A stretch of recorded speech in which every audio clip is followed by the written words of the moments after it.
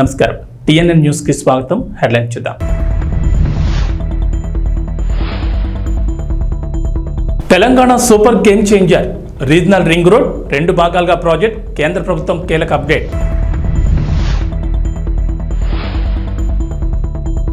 దళిత బంధు scheme నిధులు, deputy CM Bhatti కీలక ఆదేశాలు, నిధులు పక్కదారి పడితే ఊరుకోమని హెచ్చరిక.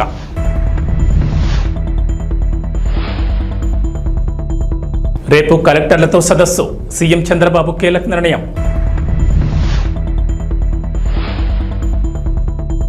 తెలంగాణను వేడని వానలు, ఈరోజు పలు జిల్లాల్లో వర్షాలు. Telangana super game changer regional ring road project అని ప్రభుత్వ పెద్దలు చెప్తున్నారు. ప్రస్తుతం ఉన్న outer ring road game changer అయితే సగం తెలంగాణను అభివృద్ధి చేసే regional ring road super game changer అని అంటున్నారు. 2 భాగాలుగా ఈ ప్రాజెక్టును పట్టాలెక్కిస్తున్నారు. ఉత్తర భాగానికి ఇప్పటికే జాతీయ నెంబర్ను కేటాయించారు. మొత్తం 350 కిలోమీటర్ల మేర నిర్మించి తలపెట్టిన ఈ ప్రాజెక్ట్ ఉత్తర భాగం 161.59 కిలోమీటర్లు నిర్మించనున్నారు. రెండో దశలో దక్షిణ భాగం రహదారిని 189.20 కిలోమీటర్ల మేర నిర్మించనున్నారు. అయితే RRR నిర్మాణం కోసం త్రైపాక్షిక ఒప్పంద పత్రాల రూపకల్పన కసరత్తు తాజాగా మొదలైంది. గతంలో ఉత్తర భాగం కోసం త్రైపాక్షిక ఒప్పందాన్ని అధికారులు సిద్ధం చేశారు. అయితే తాజా పరిణామాల నేపథ్యంలో ఉత్తర దక్షిణ భాగాలు కలిపి ఒకే ఒప్పందం చేసుకునేందుకు వీలుగా కేంద్ర రహదారుల శాఖ అధికారులు సమాయత్తమవుతున్నారు. 2 భాగాలకు కలిపి ఒప్పంద పత్రాలను రూపొందించే క్రమంలో రెండో భాగమైన దక్షిణ భాగంపై క్షేత్రస్థాయి పరిశీలన చేయాలని కేంద్ర మంత్రిత్వ శాఖ తెలంగాణలోని జాతీయ రహదారుల సంస్థ అధికారులను కోరినట్లు తెలిసింది. గతంతో పోలిస్తే దక్షిణ భాగం విస్తీర్ణం కాస్త పెరిగింది. అయితే ఈ మార్గానికి అధికారికంగా అలైన్మెంట్ ఇంకా ఖరారు చేయలేదు. షెడ్యూల్డ్ కులాల కమ్యూనిటీకి చెందిన కుటుంబాల ఆర్థిక అభివృద్ధి కోసం గత బీఆర్ఎస్ ప్రభుత్వం దళిత బంధు పథకం అమలు చేసిన సంగతి తెలిసిందే. ఈ పథకం కింద అర్హులైన ఎస్సీ కుటుంబాలకు వారి సొంత వ్యాపారాలు నిర్వహించుకుని ఆర్థికంగా నిలదొక్కునేందుకు గాను 10 లక్షల ఆర్థిక సహాయం అందించింది. వారు చిన్న వ్యాపారాలు, వ్యవస్థాపక వెంచర్లు ప్రారంభించడానికి ఒక్కో కుటుంబానికి 10 లక్షల చొప్పున గ్రాంట్ రూపంలో అందించారు. ఆదాయ ఉత్పత్తి పథకాలను స్థాపించడానికి 100% గ్రాంట్ సబ్సిడీగా అర్హులైన ఎస్సీ కుటుంబాలకు 10 లక్షలు వన్ టైం పెట్టుబడిగా అందించారు. అయితే ఈ పథకం అమల్లో అనేక అవకతవకలు జరిగాయని ప్రస్తుత కాంగ్రెస్ ప్రభుత్వం ఆరోపిస్తోంది. ఎమ్మెల్యేలు, బీఆర్ఎస్ పార్టీ పెద్ద లీడర్లు కుమ్మక్కై నిధులను పక్కదారి పట్టించారనే విమర్శలు ఉన్నాయి. ఈ నేపథ్యంలో డిప్యూటీ సీఎం భట్టి విక్రమార్క కీలక ఆదేశాలు జారీ చేశారు. దళిత బంధు పథకం నిధులు దారి మళ్లితే ఊరుకునేది లేదని స్పష్టం చేశారు. ఖమ్మం జిల్లా చింతకాని మండల కేంద్రంలో దళిత బంధు అమలుపై అధికారులతో ఆయన సమీక్ష నిర్వహించారు. వారం రోజులుగా దారి మళ్లిన నిధులను తిరిగి లబ్ధిదారులకు అప్పగించాలని అధికారులకు కీలక ఆదేశాలు జారీ చేశారు. రైతు భరోసా గత ప్రభుత్వం అమలు చేసిన రైతు బంధు పథకం కింద 5 సంవత్సరాల్లో 80,440 కోట్ల రూపాయలు ఖర్చు చేసింది. దీనిలో అధిక శాతం లబ్ధి అనర్హులకి, సాగులో లేని భూమి యజమానులకి, రియల్ ఎస్టేట్ వ్యాపారులకి అందటం వల్ల నిధులు భారీగా దుర్వినియోగం అయ్యాయి. గత ప్రభుత్వం చేసిన ఈ నిర్వాహకం వల్ల ప్రభుత్వ సొమ్ము నిరుపయోగమైంది. గత ప్రభుత్వం వారు రూపొందించుకున్న నియమ నిబంధనలను వారే తుంగలో తొక్కారు. ఇది చాలా శోచనీయం మరియు క్షమించరాని నేరం. మా ప్రభుత్వం అర్హులైన రైతులకు మాత్రమే లబ్ధి చేకూరేలాగా రైతు బంధు పథకం స్థానే రైతు భరోసాను తీసుకొచ్చింది. ఈ పథకం ద్వారా అర్హులైన రైతులకు ఏటా ఎకరానికి 15,000 రూపాయలు చెల్లించాలన్నది మా ప్రభుత్వ సంకల్పం. దీని అమలుకు విధి విధానాలు చర్చించి నిర్ణయించడానికి ఒక కేబినెట్ సబ్ కమిటీ ఏర్పాటు చేశాం. ఈ కమిటీ పలు జిల్లాల్లో పర్యటించి ఆ ప్రాంత రైతుల్ని, వ్యవసాయ రంగ నిపుణుల్ని, మేధావుల్ని సంప్రదించి వారి అభిప్రాయాలను సేకరించింది. ప్రజాభిప్రాయాలన్నింటినీ క్రోడీకరించి వాటిని గౌరవ సభలో ఉంచి చర్చించి గౌరవ శాసనసభ్యులు అందరి అభిప్రాయాన్ని తీసుకొని అమలు చేయాల్సిన విధి విధానాలపై తగిన నిర్ణయం తీసుకుంటాం. ప్రభుత్వ విధానాలు పారదర్శకంగా ప్రజల భాగస్వామ్యంతో ఖరారు చేయాలి. అంతేకాని 4 గోడల గడిల మధ్యన కాదు అని మా పనితీరుకు రైతు భరోసా విధానం ఒక ఉదాహరణ. రాష్ట్రంలో కూటమి ప్రభుత్వం ఏర్పడిన తర్వాత తొలిసారి కలెక్టర్ల సదస్సును ఆగస్టు 5 నిర్వహిస్తున్నారు. అమరావతిలోని సచివాలయంలో జరిగే ఈ సమావేశాన్ని తొలుత 2 రోజుల పాటు నిర్వహించాలని భావించారు. తాజాగా దీన్ని ఒక్క రోజుకే పరిమితం చేసింది టీడీపీ కూటమి సర్కార్. ఇందుకు సంబంధించిన ఎజెండాను కూడా ఖరారు చేసింది. సోమవారం ఉదయం తొలుత వివిధ శాఖలపై సమీక్ష చేపడతారు. సాయంత్రం కలెక్టర్లు, జిల్లా ఎస్పీలతో శాంతి భద్రతలపై సమీక్ష నిర్వహించి సమావేశాన్ని ముగించనున్నారు. పాలనాపరమైన అంశాలు, విధాన నిర్ణయాలు, సంక్షేమ పథకాల అమలు, ఇసుక, వ్యవసాయం తదితర విభాగాల్లో నెలకొన్న సమస్యలపై ప్రభుత్వానికి స్పష్టత ఉండడంతో కలెక్టర్ల సమావేశంలో తొలుత ప్రాథమిక రంగాలపైనే చర్చించనున్నారు. మొదట వ్యవసాయం, అనుబంధ రంగాలు, అటవీ సంపద, గనులపై చర్చ జరిగేలా ఎజెండా రూపొందించారు. ఆయా అంశాలపై సంబంధిత శాఖల కార్యదర్శులు పవర్ పాయింట్ ప్రజెంటేషన్లు ఇస్తారు. తమ ప్రాధాన్యాలు, లక్ష్యాలను కలెక్టర్లకు వారు వివరించనున్నారు. మధ్యాహ్న విరామం తర్వాత బడుగు బలహీన వర్గాల సంక్షేమంపై చర్చించనున్నారు. అనంతరం వైద్య ఆరోగ్య శాఖ, సీజనల్ పరిస్థితులు, తీసుకోవాల్సిన జాగ్రత్తలు, విద్యారంగం, మున్సిపల్, సిఆర్డీఏ, పంచాయతీరాజ్, గ్రామీణాభివృద్ధి, గృహ నిర్మాణం, జలవనరులు, పౌర సరఫరాలు, పరిశ్రమలపై ప్రత్యేకంగా చర్చ. సాయంత్రం రెవెన్యూ శాఖపై చర్చ జరగనుంది. హైదరాబాద్ మహానగరం భౌగోళిక పరిధిని పెంచనున్నట్లు ముఖ్యమంత్రి రేవంత్ రెడ్డి ఇదివరకే ప్రకటించారు. ఈ నేపథ్యంలో విపత్తుల నిర్వహణ విభాగం పరిధిని, దాని బాధ్యతలను విస్తరించాలని అధికారులకు కీలక ఆదేశాలు జారీ చేశారు. జీహెచ్ఎంసీ, దాని చుట్టూ ఉన్న 27 మున్సిపాలిటీలు, కార్పొరేషన్లు, మొత్తంగా ఔటర్ రింగ్ రోడ్ వరకు విపత్తుల విభాగం సేవలు అందించేందుకు వ్యవస్థాపరమైన మార్పులు చేయాలని చెప్పారు. విపత్తుల నిర్వహణ విభాగాన్ని ఇక నుంచి Hyderabad disaster response and asset protection agency అని పేరు మార్చాలని నిర్ణయించారు. ఈ నేపథ్యంలో హైదరాబాద్ పరిధిలోకి 33 గ్రామాలు చేరుస్తూ పంచాయతీరాజ్, గ్రామీణాభివృద్ధి శాఖ తాజాగా ప్రతిపాదనలు సిద్ధం చేసింది. హైదరాబాద్ పరిధిని ఓఆర్ఆర్ వరకు విస్తరించాలని రాష్ట్ర ప్రభుత్వం నిర్ణయం మేరకు మున్సిపాలిటీలు, మున్సిపల్ కార్పొరేషన్లు, గ్రామ పంచాయతీలను గుర్తించిన అధికారులు వాటి జాబితాను ప్రభుత్వానికి నివేదించింది. మొత్తం హైదరాబాద్ పరిధి 2053 చదరపు కిలోమీటర్లుగా నిర్ణయించారు. అందులో 33 గ్రామ పంచాయతీలు, విస్తీర్ణం 386.28 చదరపు కిలోమీటర్లుగా అధికారులు గుర్తించారు. ఈ గ్రామాల్లో 172,836 మంది నివసిస్తున్నట్లు నివేదికలు వెల్లడించారు. రైతు బజార్లను పటిష్టం చేయాలన్న ఆంధ్రప్రదేశ్ ముఖ్యమంత్రి చంద్రబాబు నాయుడు ఆదేశాలకు అనుగుణంగా అధికారులు చర్యలు చేపట్టారు. త్వరలోనే రాష్ట్ర వ్యాప్తంగా మొత్తం 100 మొబైల్ రైతు బజార్లను ఏర్పాటు చేయనున్నారు. వీటిని రాష్ట్రంలోని ప్రధాన నగరాల్లో ప్రారంభిస్తున్నట్లు ఏపీ రైతు బజార్ల సీఈఓ శేఖర్ బాబు శనివారం వెల్లడించారు. విశాఖపట్నం, రాజమండ్రి, విజయవాడ, తిరుపతి, కర్నూలు వంటి నగరాల్లో అపార్ట్మెంట్లు, గేటెడ్ కమ్యూనిటీ, శివారు కాలనీలో ఉండే ప్రజలకు ఈ రైతు బజార్ సేవలను అందుబాటులో తీసుకెళ్లాలని ప్రతిపాదించారు. ప్రస్తుతం మొబైల్ రైతు బజార్లు గుంటూరు, విజయవాడలో కేవలం 16 మాత్రమే ఉన్నాయి. మరో 100 మొబైల్ రైతు బజార్లను ప్రారంభిస్తామని ఆయన చెప్పారు. మరోవైపు రాష్ట్ర వ్యాప్తంగా ప్రస్తుతం 111 రైతు బజార్లు ఉండగా సాలూరు, అనపర్తి, అంగార, రాయవరం, బాపట్ల, వేంపల్లి, ప్రొద్దుటూరు, పత్తికొండ, ఆళ్లగడ్డ, పెలుగోడు, ఆత్మకూరు, మదనపల్లిలో కొత్తగా ప్రారంభం కానున్నాయి. వీటి నిర్మాణం పూర్తయిందని, త్వరలో ప్రారంభించనున్నామని శేఖర్ బాబు తెలిపారు.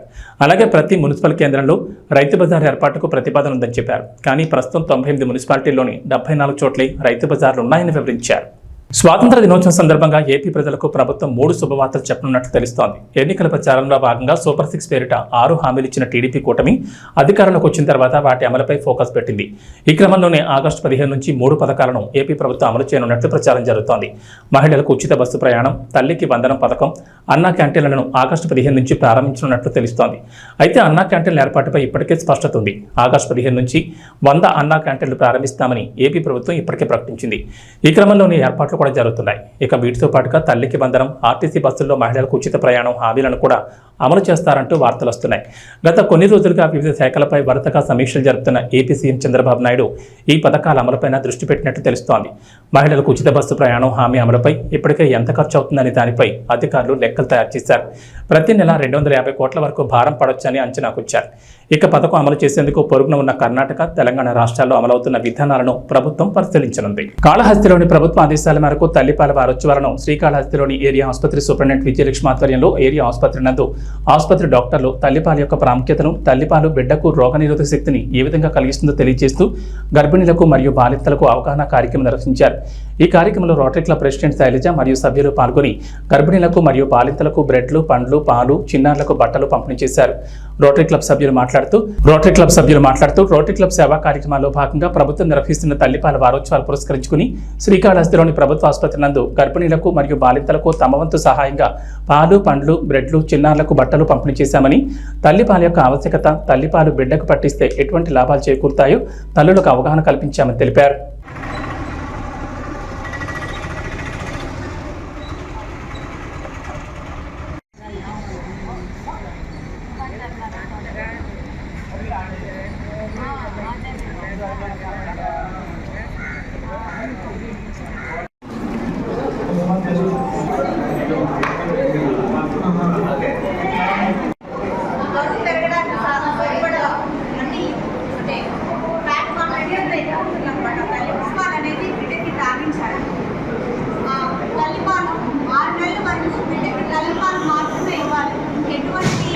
ఉపయోగపడే అన్ని కాంటెంట్స్ అన్ని ఆ తల్లిపాలలో ఉంటాయి.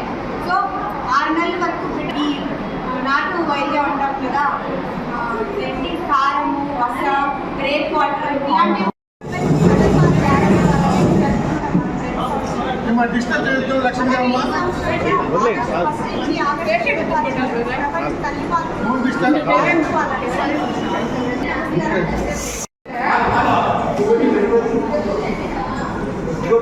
అనకాపల్లి జిల్లా చీడికాడ రావికవతం ప్రాంతాల్లో భారీగా గంజాయిని పట్టుకున్నారు. సుమారు 12 లక్షల విలువ చేసే 250 కేజీల గంజాయిని స్వాధీనం చేసుకున్నారు. గాంజా పాటుగా మనం మొత్తం అనకాపల్లి డిస్ట్రిక్ట్లో కూడా గాంజా మీద నిఘా పెంచడం జరిగింది.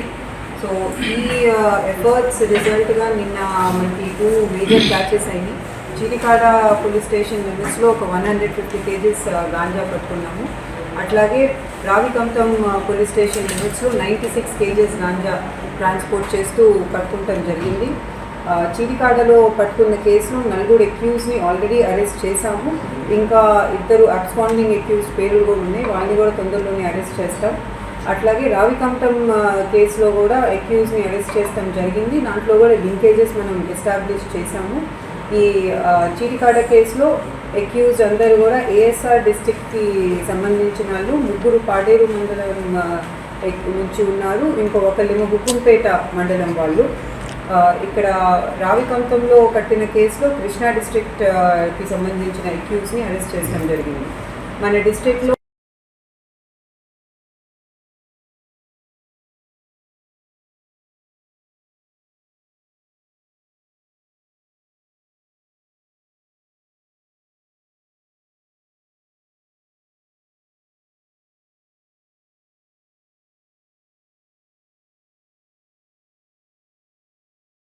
రాష్ట్రమంతా జలకళతో వెలుగోడు బ్యాలెన్సింగ్ రిజర్వాయర్ నుంచి మద్రాస్ కాలువకు నీటిని విడుదల చేసి ఒక గేటు ద్వారా మద్రాస్ కాలువకు 1000 క్యూసెక్ల నీటిని ఎమ్మెల్యే బుడ్డ రాజశేఖర రెడ్డి విడుదల చేశారు. నంద్యాల, పెలుగోడు, బండి ఆత్మకూరు, సిరివెల్ల, ఆళ్లగడ్డ తదితర మండల ప్రాంతాలకు సాగు, త్రాగునీరు అందే అవకాశం ఉంది. నీటి విడుదలతో రైతులు హర్షం వ్యక్తం చేస్తున్నారు.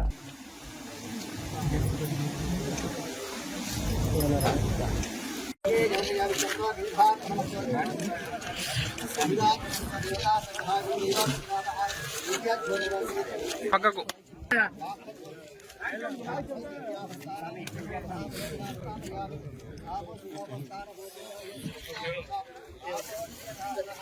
పక్కకు రా అన్ని సార్లే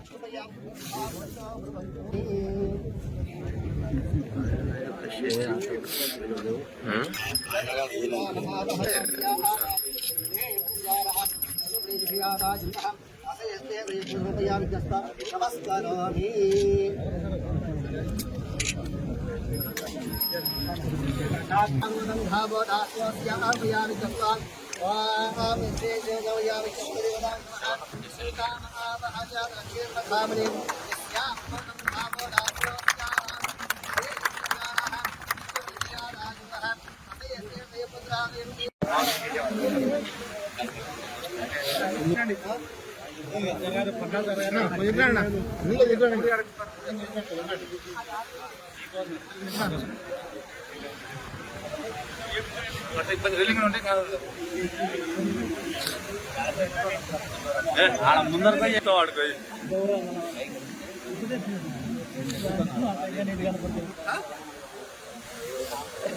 పవన్ ఫోన్ చెప్పాను చెప్పా మన చెప్తా పొమ్మని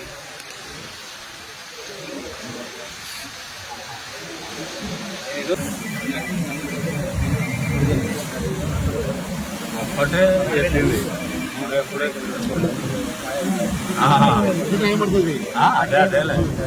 మా ప్రభుత్వం హయాంలో వాలంటీర్ వ్యవస్థ ఉందని మాజీ ఎంపీ మార్కాని భారత్ అన్నారు. వరదలు వంటి విపత్తులు వచ్చినప్పుడు వాడు చకచకా తమ పరిధిలో ఉన్న కుటుంబాలను శిబిరాలకు చేర్చడంలోనూ సహాయక చర్యలు అందించడంలోనూ ముందుండేవారని చంద్రబాబు వాలంటీర్లను కొనసాగిస్తానని, వారి జీతం 10,000 పెంచుతానని హామీ ఇచ్చి ఇప్పుడు వాలంటీర్లను పూర్తిగా పక్కన పెట్టేశారని అన్నారు. మరి గతంలో వాలంటీర్ సిస్టమ్ ఉండేది. మరి ఆ వాలంటీర్ సిస్టమ్ ఉన్నప్పుడు చకచక చురుగ్గా పిల్లలు పనిచేసేవారు. మరి ఇలాంటి మరి ఘటనలు జరిగినప్పుడు ఇమ్మీడియట్గా రెస్పాండ్ అయ్యి ఎక్కడికక్కడ మొత్తము వాళ్ళకి అందరికీ కూడా బాధితులకి అందరికీ కూడా వీళ్ళే వాలంటీర్ సిస్టమ్ అంతా గొప్పగా పనిచేసిన సందర్భం. మరి ఈ చంద్రబాబు నాయుడు గారు వచ్చిన తర్వాత వాలంటీర్లకి 10,000 రూపాయలు మరి వాళ్ళకి స్టైఫండ్ కానీ లేకపోతే ఇస్తానని చెప్పి మరి వాళ్ళని ఏ రకంగా తీసేసిన సందర్భాలు, వాలంటీర్ సిస్టమ్నే మొత్తం నిర్మూలన చేసిన సందర్భం. రాష్ట్ర వ్యాప్తంగా 4 లక్షల మంది పిల్లలు వాలంటీర్ పిల్లల్ని తీసేసిన సందర్భం. మరి ఇది ఎక్కడికి వెళ్ళిపోతా ఉన్నాము? మరి ఇదే చంద్రబాబు నాయుడు గారు నిరుద్యోగ భృతి 3000 ఇస్తా అన్నాడు. మరి వాలంటీర్స్ కూడా పాపం చాలామందికి ఉద్యోగ ఉపాధి లేకపోవడం వలన కదా మరి వాలంటీర్స్ కింద వస్తూ ఉన్నారు. మరి నిజంగా ఆ రకంగా ఆలోచన చేసిన ఈ వాలంటీర్ సిస్టమ్ని కంటిన్యూ చేయాలి కదా. మరి ఈయనే మాటలు ఇచ్చాడు, ఇదే చంద్రబాబు నాయుడు గారు మరి మాటలు ఇచ్చి వాగ్దానాలు చేసి మరి ఏ రకంగా వాలంటీర్ సిస్టమ్ని పూర్తిగా నిర్వీర్యం చేసిన సందర్భం. రాష్ట్రమంతా జలకళతో వెలుగోడు బ్యాలెన్సింగ్ రిజర్వాయర్ నుంచి మద్రాస్ కాలువకు నీటిని విడుదల చేసి ఒక గేటు ద్వారా మద్రాస్ కాలువకు 1000 క్యూసెక్ల నీటిని ఎమ్మెల్యే బుడ్డ రాజశేఖర రెడ్డి విడుదల చేశారు. నంద్యాల, వెలుగోడు, బండి ఆత్మకూరు, సిరివెల్ల, ఆళ్లగడ్డ తదితర మండల ప్రాంతాలకు సాగు, త్రాగునీరు అందే అవకాశం ఉంది. నీటి విడుదలతో రైతులు హర్షం వ్యక్తం చేస్తున్నారు.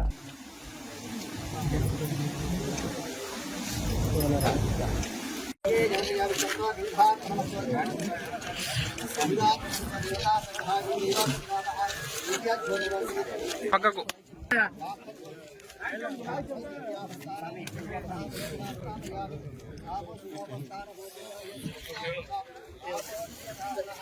పక్కకు రా అన్ని సార్లే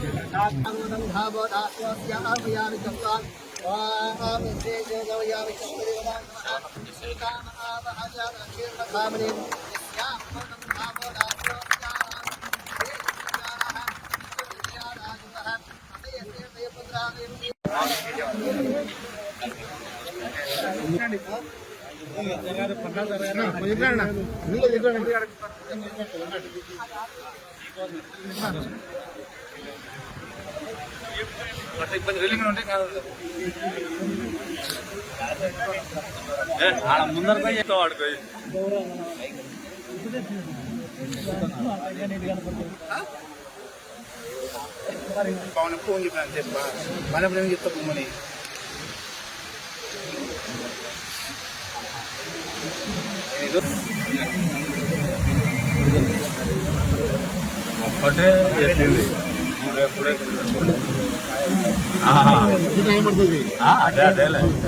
టాలీవుడ్ లో ది బెస్ట్ డాన్సర్ ఎవరు అంటే రామ్ చరణ్, జూనియర్ ఎన్టీఆర్, అల్లు అర్జున్ అంటూ చాలా మంది ఆన్సర్ ఇస్తారు. కానీ గ్రేస్లో స్టైల్లో మాత్రం ఆల్ టైమ్ గ్రేటెస్ట్ ఎవరు అంటే మెగాస్టార్ చిరంజీవి అని చెప్పక తప్పదు. ఎందుకంటే చిరు అలా స్టెప్ వేస్తే ఫ్యాన్స్కి ఇలా పూనకాలు రాక తప్పదు.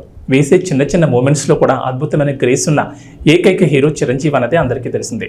కానీ ఇటీవల ఓ ఇంటర్వ్యూలో హీరోయిన్ కీర్తి సురేష్ ఇచ్చిన ఆన్సర్ ప్రేక్షకులను అవాక్కయ్యేలా చేసింది.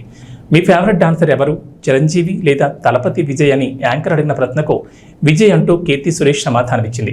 దీంతో మెగా ఫ్యాన్స్ సహా తెలుగు ఆడియన్స్ కీర్తి సురేష్ను ఓ రేంజ్లో ట్రోల్ చేశారు. ఇక తాజాగా విజయ్ ది గోట్ సినిమాలో స్పార్క్ సాంగ్ను రిలీజ్ చేయగా ఇందులో తలపతి స్టెప్పులు చూసి మెగా ఫ్యాన్స్ తెగ నవ్వుకుంటున్నారు. ఈ పాట రిలీజ్ అయ్యాక కీర్తి సురేష్ విజయ్ని కలిపి తెగ ట్రోల్ చేస్తున్నారు. నిజానికి విజయ్ మంచి డాన్సరే, కానీ చిరంజీవి కంటే మంచి డాన్సర్ అన్నది మాత్రమే ఇక్కడ సమస్య. ఎందుకంటే తలపతి స్టెప్పులను తమిళ తంబేలు తెగ ఎంజాయ్ చేస్తారు, అది వేరే విషయం, వాళ్ళ ఇష్టం. కానీ కీర్తి సురేష్ తెలుగులో కూడా క్రేజులు నటి కావడంతో ఆమె చెప్పిన ఆన్సర్ మన వాళ్ళకి అస్సలు నచ్చలేదు. ఇక గోడ్ సినిమాలో స్పార్క్ పాటకి విజయ్ వేసిన డాన్స్ ఆయన ఫ్యాన్స్కే చాలా మందికి నచ్చలేదు. కావాలని విజయ్ని ట్రోల్ చేయడానికి ఇలాంటి స్టెప్పులు కంపోజ్ చేశారేమో అంటూ మెగా ఫ్యాన్స్ సెటైర్లు వేస్తున్నారు. వీటిని డిఫెండ్ చేసుకోవడానికి కూడా విజయ్ అభిమానులకు కుదరడం లేదు. ఎందుకంటే తాజా సాంగ్లో విజయ్ స్టెప్పులు అలా ఉన్నాయంటూ మెగా ఫ్యాన్స్ అంటున్నారు. తెలంగాణలో నేడు కూడా వర్షాలు కురిసే ఛాన్స్ ఉందని హైదరాబాద్ వాతావరణ కేంద్రం అధికారులు వెల్లడించారు. అల్పపీడన ప్రభావంతో రాష్ట్రంలోని పలు జిల్లాల్లో నేడు వర్షాలు కురుస్తాయన్నారు. దక్షిణాది రాష్ట్రాల్లో రుతుపవనాలు చాలా యాక్టివ్గా ఉన్నాయని, తెలుగు రాష్ట్రాలపై కూడా ద్రోణి ప్రభావం ఉందన్నారు. గుజరాత్, కేరళ దగ్గర కూడా మరో ద్రోణి కొనసాగుతుందని చెప్పారు. వీటి ప్రభావంతో తెలంగాణతో పాటు ఆంధ్రప్రదేశ్లోనూ నేడు రేపు వర్షాలు కురుస్తాయని అన్నారు. ఇవాళ తెలుగు రాష్ట్రాల్లో మేఘాలు కమ్ముకుని ఉంటాయన్నారు. అయితే కొంచెం వేడి, ఉక్కపోత కూడా ఉండే ఛాన్స్ ఉందన్నారు. సాయంత్రం 4 తర్వాత పశ్చిమ తెలంగాణలో చలులతో కూడిన వర్షం మొదలవుతుందని వెల్లడించారు. ప్రధానంగా సిరిసిల్ల, ఆదిలాబాద్, ఆసిఫాబాద్, నిర్మల్, నిజామాబాద్, జగిత్యాల, మంచిర్యాల, కొత్తగూడెం, కామారెడ్డి, సిద్దిపేట, మెదక్, భూపాల్పల్లి, ములుగు జిల్లాలో ఓ మోస్తరు నుంచి భారీ వర్షాలకు ఛాన్స్ ఉందన్నారు. ఈ మేరకు ఆయా జిల్లాలకు అధికారులు ఎల్లో అలర్ట్ జారీ చేశారు. ఏబీ బులెటిన్ విశేషాలు. నమస్కారం.